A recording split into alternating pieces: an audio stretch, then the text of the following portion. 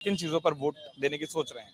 देखिए, सबसे बड़ा मुद्दा, मैं युवा हूँ, युवा की ही बात करूंगा। हमारे यहाँ कोई भी ऐसा संस्था नहीं है। हमारे यहाँ लड़के टॉप किए हैं, यूपीएससी में उनका सिलेक्शन हुआ है, सारी अच्छी रैंक लाए हैं। अगर उनके पास सुविधाएं होती, मूलभूत सुविधाएं यहाँ मिली होती, तो उनको दिल्ली नहीं जाना पड़ता है, इलाहाबाद तैयारी करने के लिए नहीं जाना पड़ता। एक यूनिवर्सिटी हमारे यहाँ आई थी, उसको भी जो है दूसरे जिले में शिफ्ट कर दिया गया। हमारा कोई ये मुद्दा नहीं है कि उस जिले से हमारा कोई विरोध है या कुछ भी है, लेकिन जो चीज हमको मिला था वो हमको कम से कम मिलना तो चाहिए था, वो हमसे छीना नहीं जाना चाहिए था। जरूर कि वो हमारे भाई हैं, सारी चीजें हैं, लेकिन ऐसा है कि वो भी हमारा हक है, ठीक है, और हमारा हक हमसे छीना जाएगा तो उसके लिए हम परेशान होंगे। ये मंडल मुख्यालय भी है, या मंडल मुख्यालय भी है, यहाँ पर जमीन भी थी, सारी चीजें हुई। एक के बजाय दो कर लेते। आप तो उधर भी सुविधा, इधर भी सुविधा। हर जिले को दे दो आप। एक के बजाय दो तो हो ही सकता है।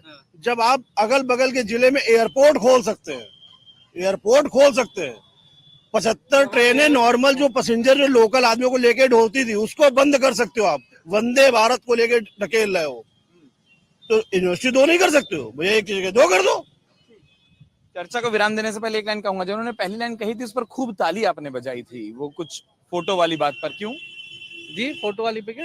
हाँ, जब इन्होंने वो कहा, क्या कहा था आपने कि एक फोटो वायरल हो रही है? जी। क्या फोटो वायरल हो रही है? जी, माननीय हमारे सांसद जी का ये सोशल मीडिया पे फोटो देखना शुरू हो गया, तो हमको लगा कि चुनाव नजदीक आ गया है। अदम गोंडवी की धरती पर अगर इतना व्यंग ना आया तो फिर अदम गोंडवी की धरती पर हम हैं नहीं।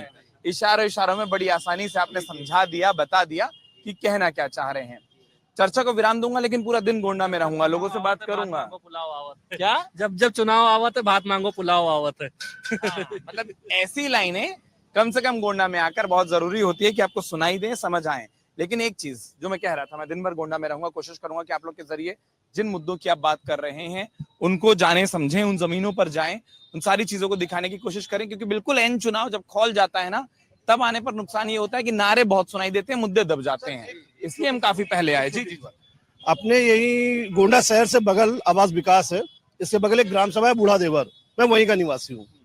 हमारे यहाँ एक लोकल मुद्दा है, हमारा खुद का मोहल्ले का गांव का मुद्दा है। एक्चुअली लोकसभा का चुनाव है, तो सांसद जी से भाई हम लोग उसके बारे में चर्चा भी हम लोगों ने की थी। और वो रोड ऐसी रोड है कि बल्लामपुर को जोड़ती है, उतरौला को जोड़ती है, फैजाबाद आवास विकास हाईवे को जोड़ती है।